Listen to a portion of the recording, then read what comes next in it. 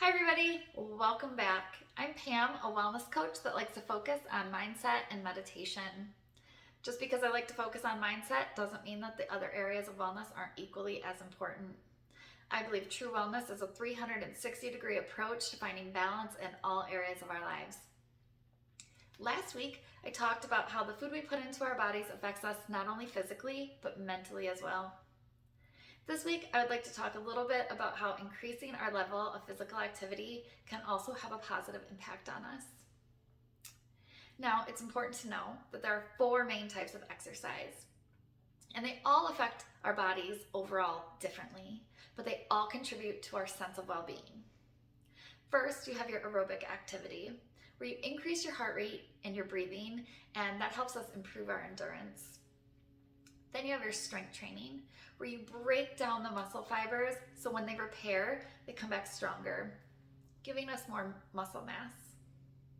Then there's stretch, where you maintain your flexibility and increase your range of motion and decrease your risk for injuries.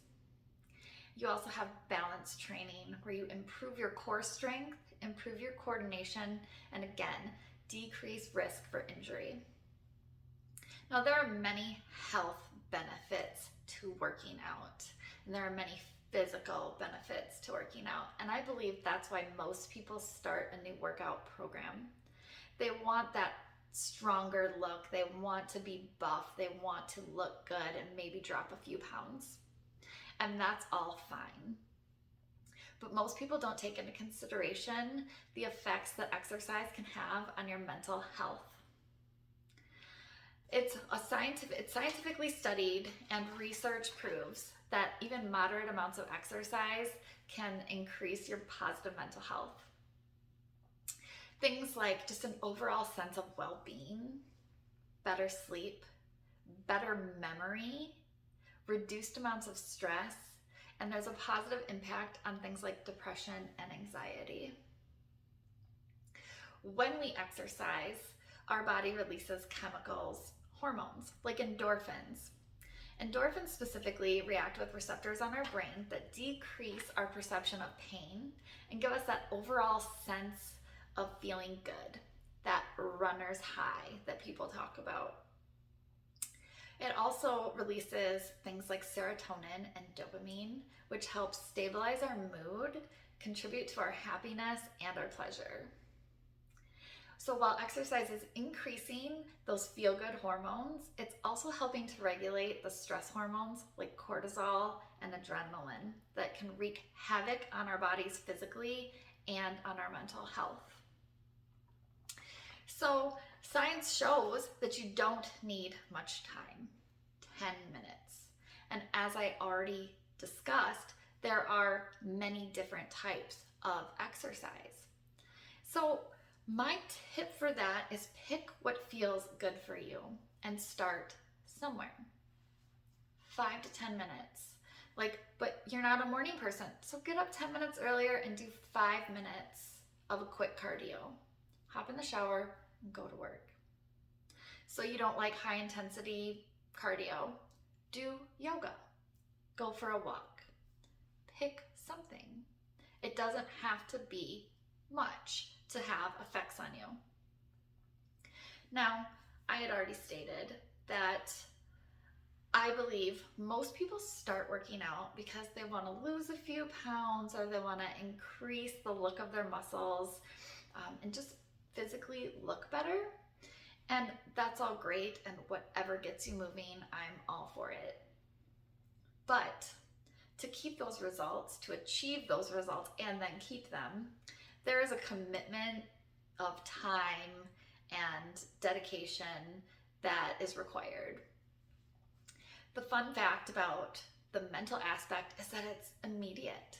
The minute you start moving your body, those chemical reactions happen. Those feel-good hormones are released.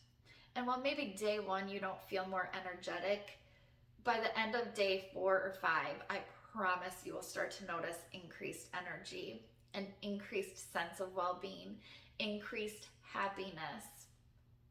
Your body might be sore, but it'll be a good sore, and you won't notice those minor aches and pains like, oh, my back hurts.